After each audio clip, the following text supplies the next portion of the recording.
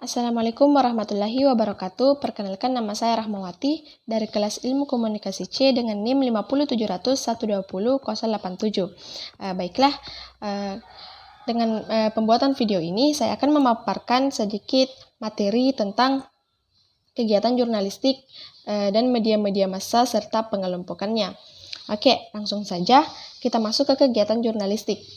Ruang lingkup jurnalistik. Jadi, ruang lingkup jurnalistik itu meliputi yang pertama, konsep dasar jurnalistik, fungsi dan definisi jurnalistik historis.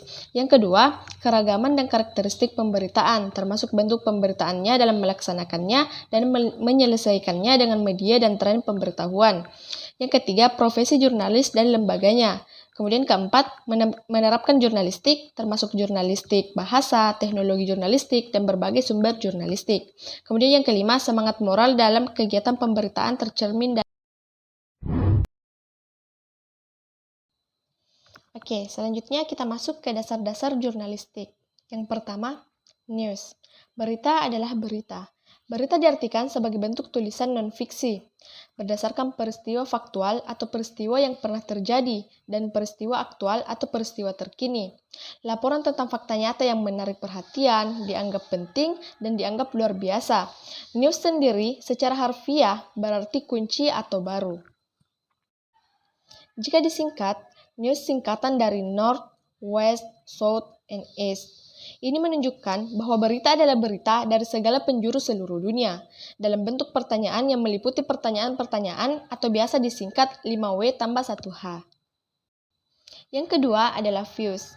Opini adalah pendapat orang-orang yang prihatin tentang suatu masalah atau suatu peristiwa. Dan pendapat tersebut biasanya dikomunikasikan oleh para ahli yang ahli dalam masalah tersebut. Orang ini dianggap sebagai orang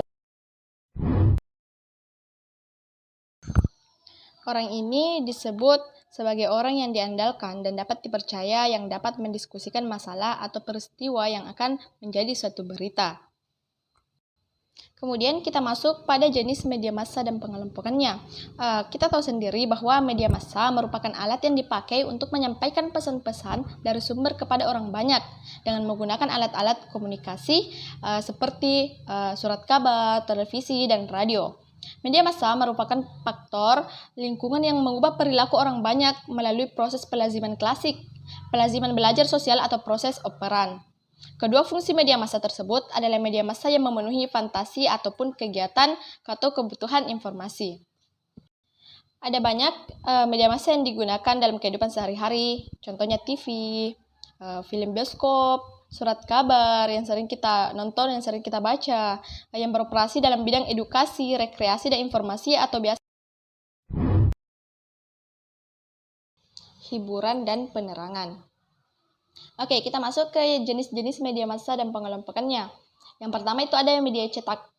Jadi mungkin teman-teman tahu media cetak itu seperti apa. Jadi media cetak sebagai sebuah media untuk menyampaikan informasi yang memberikan manfaat dan terkait yang berhubungan dengan orang banyak, yang disampaikannya pun secara tertulis. Ada beberapa jenis media cetak. Yang pertama ada surat kabar, majalah, buletin, dan buku teks. Surat kabar adalah suatu penerbitan yang ringan dan mudah dibuang, biasanya dicetak pada kertas berbiaya rendah yang disebut kertas koran.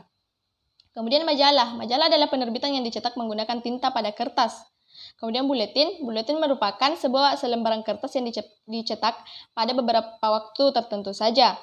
Kemudian yang terakhir buku teks dipakai untuk memberikan informasi atau berita-berita tertentu saja. Media elektronik.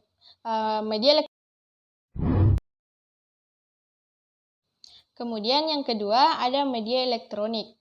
Contoh dari media elektronik ada televisi, radio, dan ponsel. Sebenarnya ada 5, cuman yang akan saya jelaskan itu ada hanya 3. Jadi selebihnya mungkin teman-teman bisa cari di internet. Yang pertama, televisi. Televisi merupakan peringkat media elektronik yang sering digunakan karena penggunaannya dapat membayar untuk membeli iklan untuk disiarkan ke jutaan orang, sehingga membawa lebih banyak bisnis kepada pemiliknya. Kemudian yang kedua yaitu radio. Radio adalah media massa yang digunakan untuk memberikan informasi melalui gelombang-gelombang radio. Kemudian Yang ketiga ada ponsel. Ponsel adalah salah satu bentuk lain dari telepon yang diperbaharui. Ponsel kini bukan hanya sebagai alat untuk menelpon, tetapi ponsel juga memiliki banyak fitur tambahan sebagai kalkulator, jam, mencari mesin pencari, dan kamera. Ada juga untuk mencari informasi.